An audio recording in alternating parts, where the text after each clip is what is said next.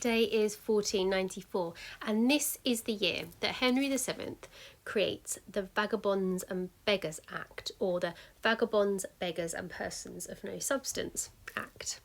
In the century before, we had the Black Death around 1351.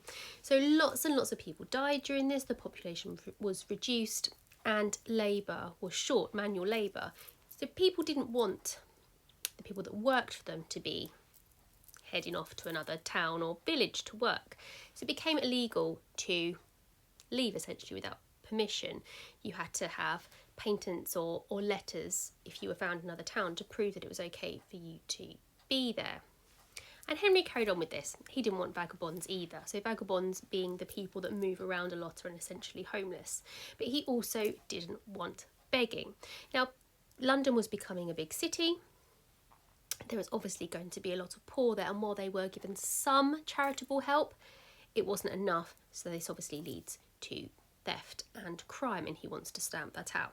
So in 1494, he comes up with the Vagabonds and Beggars Act. So if you were believed to be a vagabond or you were caught begging, you would be put in the stocks for 3 days and given nothing but bread and water. Quick note, these are stocks. This is a pillory. They often get confused. So they were put in the stocks, bread and water. Now remember, people didn't really drink the water back then because it was dodgy. So even the water you might not have wanted, and you may not have got it anyway.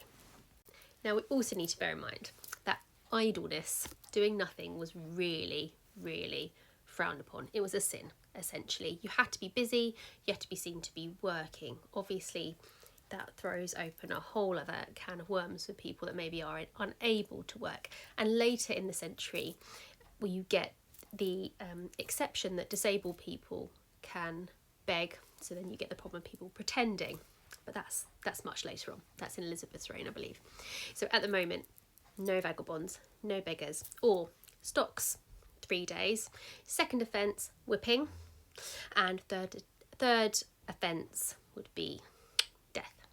So what do you think? Fair punishment? I will see you tomorrow for 1495, and we are almost out of 15th century. See you tomorrow.